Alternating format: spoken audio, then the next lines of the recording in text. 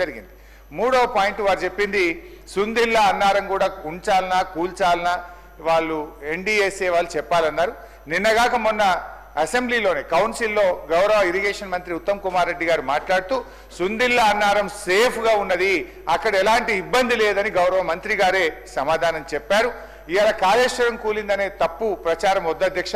కాళేశ్వరం అంటే 3 బ్యారేజీలు, 19 సబ్స్టేషన్లు, 21 పంప్ హౌజులు, 16 రిజర్వాయర్లు, 203 కిలోమీటర్ల టనలు, 1531 కిలోమీటర్ల గ్రావిటీ కెనాల్, ఇవన్నీ బాగున్నాయి. ఓన్లీ ఒక మేడిగడ్డ బ్యారేజీలో 7 బ్లాకుల్లో 1 బ్లాకులో 1 పిల్లర్ మాత్రమే కుంగింది.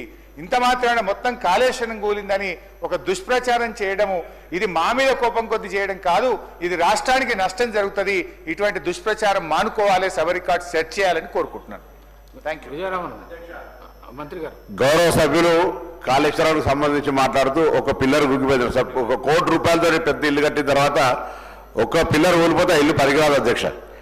సబ్జెక్టు కాళేశ్వరం దగ్గర కూడా మీరు కట్టినటువంటి పిల్లర్ కుంగిపోయింది, 1, 2 వారే ఒప్పుకుంటున్నటువంటి పరిస్థితులల్లా అక్కడ నీళ్లు నిల్వ చేసేటువంటి పరిస్థితి లేదు, ప్రత్యక్షంగా చూసినటువంటి పరిస్థితులల్లా అది ఎటువంటి ప్రమాదం లేదు. ఇన్ని బ్యారేజీలు ఉన్నాయి, దానికి సంబంధించిన అమౌంట్ కూడా చెప్తే బాగుంటుండే. నేనేం అడుగుతున్నామంటే అధ్యక్ష, మీ ద్వారా సభలో మళ్ళీ ఒక రాంగ్ మెసేజ్ పోవద్దు, వాళ్ళు మంచిగా ఉన్నదాన్ని ఏదో తప్పుడు ప్రచారం చేస్తున్నారని పోవద్దు. కాబట్టి చెప్తా ఉన్నాం, కాళేశ్వరానికి సంబంధించినటువంటి మొత్తం టోటల్ మీరు చెప్పినటువంటి ఒక ప్రొసీజర్ ఆఫ్ అన్ని ఆనకట్టలకు సంబంధించి వాటికి సంబంధించిన ఇష్యూలో ఒక వాటర్ ఎక్కడైతే స్టోర్ కావాలో దాని దగ్గర జరిగింది. మీరు అది కడితే ఇబ్బంది అని సాంకేతిక నిపుణులు ఇచ్చిన దాని ప్రకారంగా జరిగింది.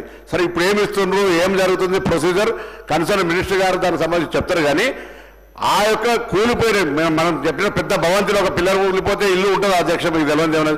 సో అది కరెక్ట్ చేసుకుంటే బాగుంటుందని ఈ సందర్భంగా మీ ద్వారా కోరుతాం.